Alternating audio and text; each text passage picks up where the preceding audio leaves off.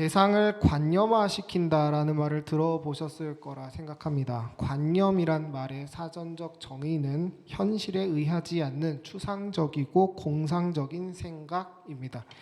그러니까 어떤 현실의 존재를 있는 그대로 받아들이지 않고 자기의 생각에 끼워 맞춰서 판단하는 것, 그것을 대상의 관념화라고 합니다. 대상의 관념화는 사실 일상적인 겁니다. 예를 들어서 이 사람은 착하다라고 할 때 착하다라는 말이 사실 항상 칭찬은 아니지 않습니까?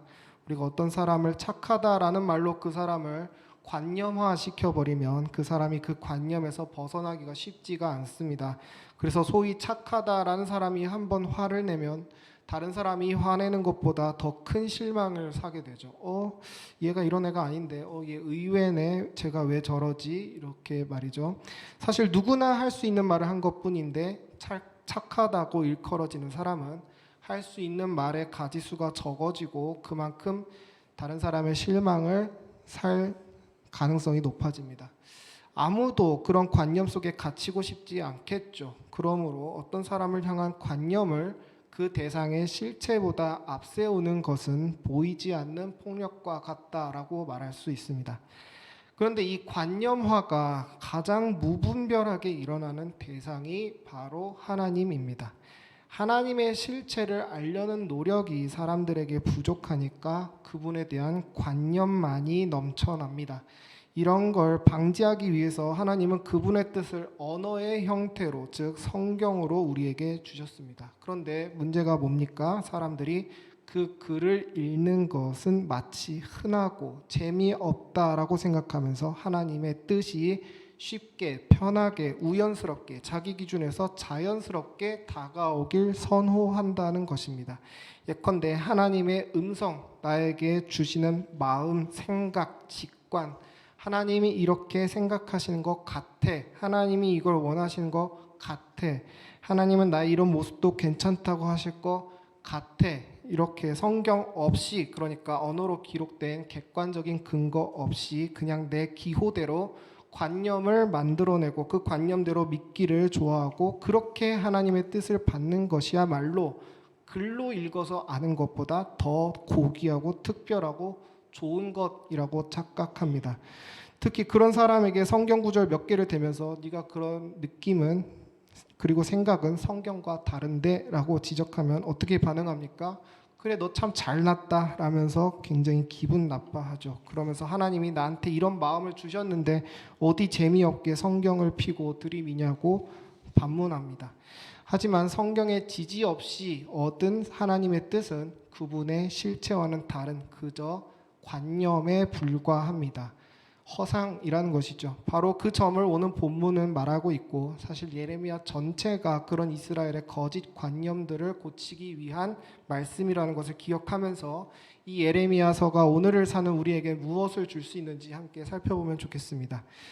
오늘 말씀에서 하나님은 거짓 예언자들의 말을 믿지 말라라고 합니다. 그런데 들어보면 이 거짓 예언자들이 하는 말들이 전혀 나쁜 말이 아니라는 것을 알 수 있습니다. 사실 굉장히 긍정적인 말, 좋은 말을 하고 있다라는 것이죠. 14절에 보니까 그들은 하나님께서 우리를 바벨론으로부터 지켜주실 것이라고 예언합니다. 이 얼마나 희망적인 이야기입니까? 그리고 하나님을 열망하게 만들죠. 그분을 높이게 만듭니다. 원수들로부터 지켜주시는 하나님을 누가 싫어하겠습니까? 그리고 16절에 그들은 바벨론에게 빼앗긴 성전의 기구들을 하나님이 다시 가지고 오실 것이라고 예언합니다. 여기서 성전의 기구들이라는 것은 말 그대로 성전에서 진설병을 담는다던가 고기를 담는다던가 할 때 쓰는 금으로 된 귀한 식기류들을 말합니다. 나중에 시간 되실 때 역대하 4장을 보시면 그 기구들에 대한 구체적인 내용들을 확인하실 수 있습니다. 그런데 다니엘서 1장 2절을 보면 이 귀한 금그릇들을 시드기야의 선임 왕인 여호야김 왕 시절에 이스라엘을 1차로 침공한 바벨론의 느부갓네살 왕이 쓸어가는 장면을 볼 수 있습니다. 이어서 다니엘서 5장 2절을 보면 훗날에 그의 아들 벨사살이 이 성전 기구들에 술을 부어서 마시면서 노는 장면이 나옵니다. 이 얼마나 치욕적인 장면입니까? 원래는 하나님을 섬길 때 쓰는 거룩한 의식용 식기류들인데 이방인들이 이스라엘을 점령하고 나서 그것을 빼앗고 전리품으로 사용하면서 자기의 유희를 위해 사용한다니 이스라엘의 자존심을 완전 무너뜨리는 장면이 되는 것이죠. 이때 이스라엘이 느꼈을 이 분노를 이용해서 거짓 선지자들은 자기의 인기를 추구했습니다. 여러분, 하나님이 반드시 분노하셔서 저 대적 바빌론을 무너뜨리시고 마치 저 사무엘의 시대에 빼앗겼던 성궤가 다윗성으로 돌아왔듯이 이 거룩한 식기들도 하나님께서 다시 자기 성전에 복귀시키고 이스라엘을 강한 나라로 만드실 겁니다. 이 땅의 평화가 다시 올 것입니다. 라고 정말 멋진 말들을 거짓으로 예언한 것이죠. 이스라엘이 이 거짓말을 좋아했을까요? 싫어했을까요? 이들이 예레미야를 죽이려고 한 것만 봐도 어땠다라는 것입니까? 그들은 이 거짓말을 굉장히 사랑했다라는 겁니다.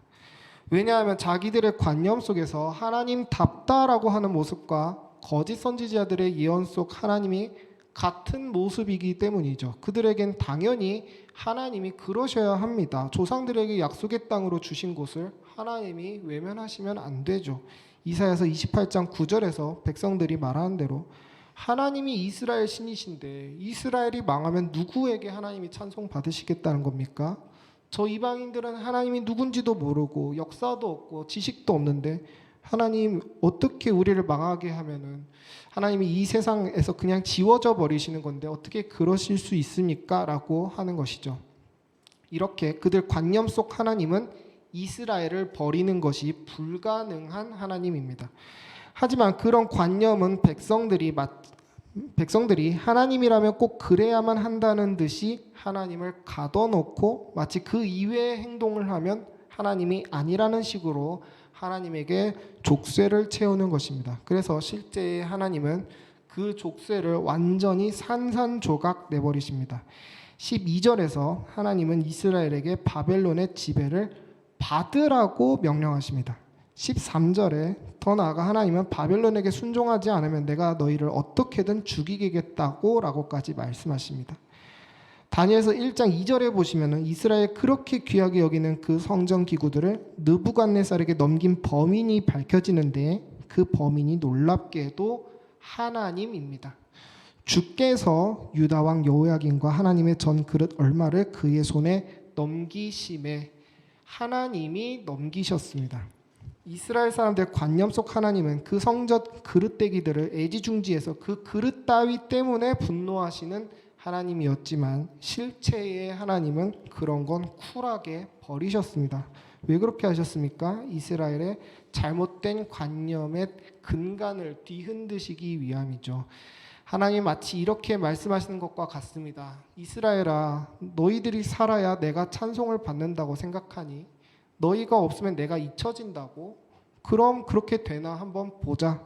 너네 다 바벨론으로 가라. 너희가 없이도 난 이방인들에게 찬송받을 수 있는 하나님이다.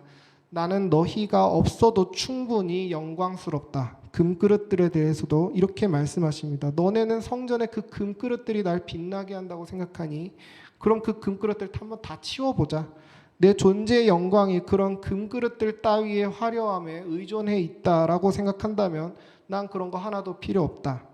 이렇게 말씀하시는 것과 같습니다. 잘못된 관념을 파괴하시기 위해 극단적인 방법을 사용하시는 것이죠. 그리고 그 아버지의 그 아들 아니랄까 봐 예수님은 이 세상에 오자마자 어떻게 하셨습니까? 시장이 되어버린 성전을 뒤집어 엎으시는 것부터 시작하십니다. 이 성전 이렇게 쓸 거면 그냥 다 뒤집어 엎어라 하시는 것이죠. 그리고 폭탄 발언을 하십니다. 이 성전 이거 다 무너뜨려라. 내가 성전이다. 이 껍데기밖에 안 남은 이스라엘들아 라고 하는 것이죠. 그리고 그 성전은 예수님 말씀대로 로마에 의해서 처참히 무너집니다. 사진을 보시면 제가 이스라엘에 가봤는데요. 네. 왜 웃으시죠? 네. 지금도 옛 성전 지성소는 이슬람 세력이 점거하고 있어서 모스크 형식으로 되어 있습니다. 유대인들 입장에서 이게 얼마나 치욕스러울까요? 저 고대 예레미야의 저주가 지금 시대까지 내려오고 있는 것입니다. 성전의 금그릇들이 아직 돌아오지 못한 것이죠. 하지만 그렇다고 해서 하나님이 잊혀지셨습니까?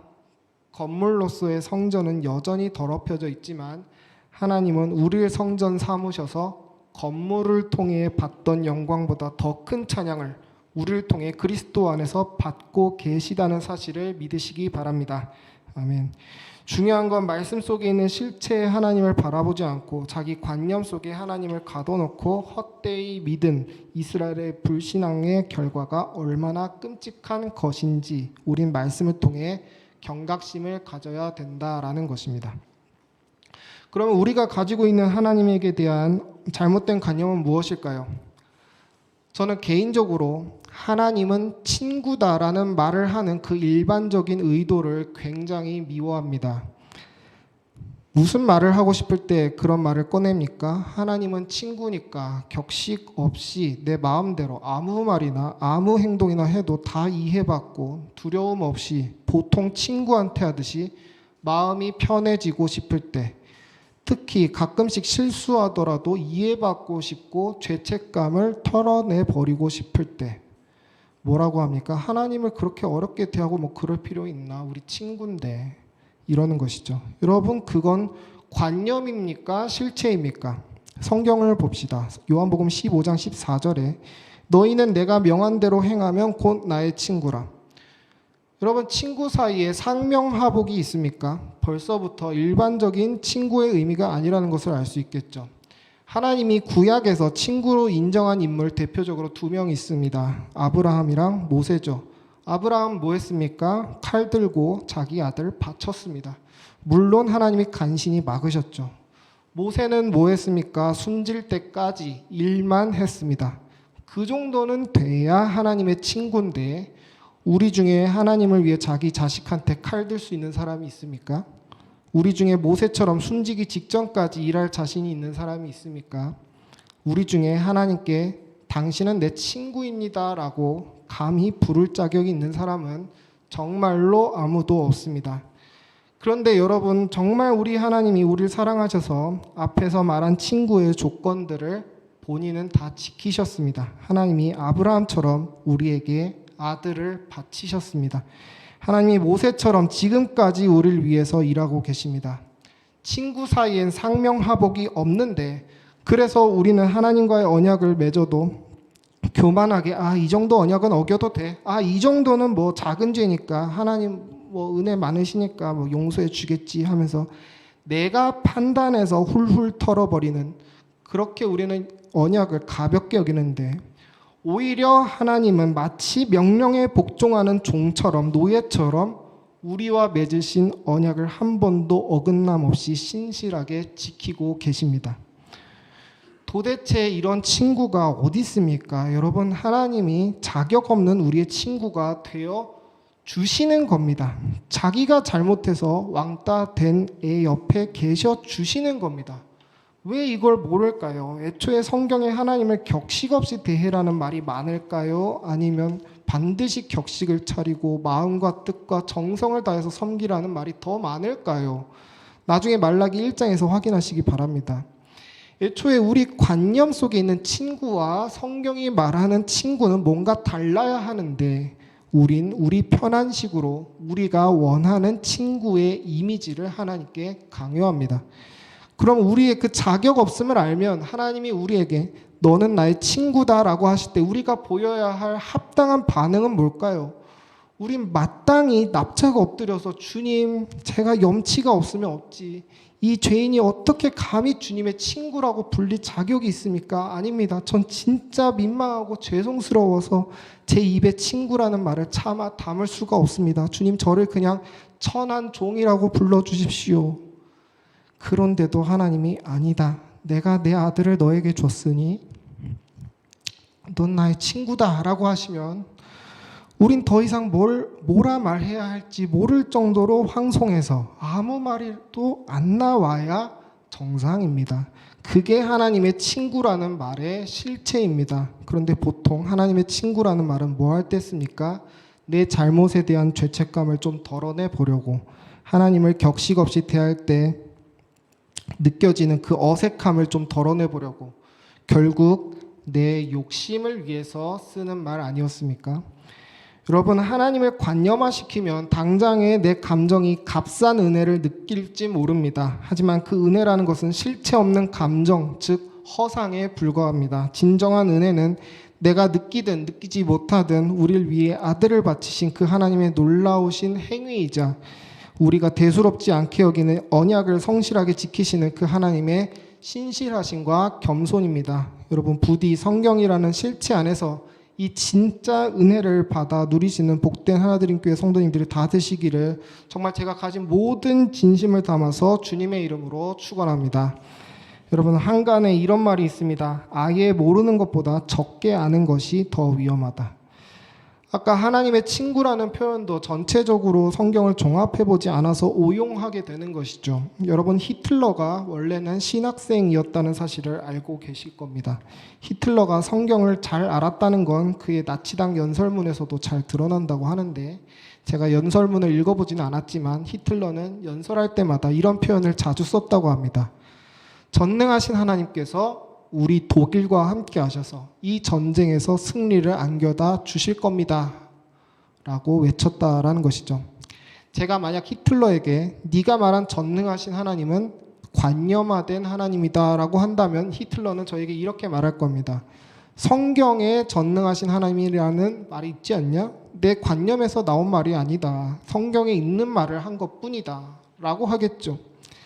하지만 전능하신 하나님의 능력은 우리를 구원하시기 위한 죄와의 싸움을 위해 있는 것이지 사람의 아무 욕망이나 다 포용하면서 끌어다 쓸 만큼 세속적인 전능함이 아니겠죠. 히틀러가 성경 전체를 알았다면 감히 이처럼 그런 말과 삶으로 3계명과 6계명을 심각하게 위반하진 않았을 것입니다. 이처럼 우린 내 생각과 느낌과 주장이 항상 삼위 하나님을 높이고 있는 것인지 성경 전체의 지지를 받는 것인지를 항상 생각해야 하겠습니다. 히틀러는 남이 아닙니다. 누구나 항상 자기 안에 작은 히틀러 한 명씩을 반드시 품고 살아가고 있다라는 경각심을 잃지 않는 우리가 되기를 소망합니다. 여러분, 내가 내 생각을 위해 성경을 이용하는 게 아니라 내가 성경에게 처참하게 패배해야 오히려 더 큰 행복이 있습니다. 제 친구 중에 신사도 운동하면서 하나님의 음성 듣고 그렇게 살다가 고신대학교에 온 친구가 있는데요. 이 친구가 말하길 처음에 자기가 고신 왔을 때 고신 사람들이 다 시체 같아 보였다라고 합니다. 혹시 모를까봐 고신이 어떤 이미지를 갖고 있는지 말씀드리자면, 고신은 성경 중심, 보수적인 성경 해석 강조 같은 고리타분한 이미지를 가지고 있습니다. 그러니까 제 친구가 답답할 수밖에 없겠죠. 자기는 하나님한테 직통 계시로 음성으로 다 하나님의 뜻을 받고 사는 사람인데 고신 사람들은 그 하나님의 음성이 안 들려가지고 책에 얼굴 쳐박고 글이나 냅다 읽고 있는 것처럼 보였다라는 것이죠. 그런데 이 친구가 학교에서 교수님들에게 성경을 배우고 하다 보니까 자기 생각이 틀렸고 정말 성경 속에서 하나님이 말씀하시는 걸 듣는 것이 그 전에 자기가 느끼던 것보다 더 선하고 아름답다라고 깨달았다라고 합니다. 그 친구 지금도 저기 기장에서 사역 잘하고 있습니다. 고신 목사답게 말이죠. 이처럼 여러분, 교회에서 성경 펴고 얘기하는 것들이 따분하게 느껴지실 줄 모르겠지만 성경에 우리를 복종시키는 것이 그 어떤 황홀한 경험과 감정보다 더 달콤하고 고상하고 더 힘이 있다라는 것을 믿으시기 바랍니다. 이건 정말 제가 경험하는 바를 말씀드리는 겁니다. 정말 감정을 건드리려고 하는 말들보다 성경이 내 영혼을 건드릴 때 나오는 눈물이 훨씬 더 뜨겁다라는 것을 저는 항상 변함없이 느끼고 있습니다. 하나드림교회 성도 여러분, 여러분이 성경 안에서 걸어가고 있는 이 신앙의 길에 자부심을 가지시고 계속해서 내 관념 안에서가 아니라 말씀 안에서 실제로 살아계신 하나님께 가까이 나아가시는 여러분들이 되기를 소원합니다. 무조건 교회에 성도 수가 많아지고 건물이 커지고 하는 것은 전 아무 의미도 없다라고 생각합니다.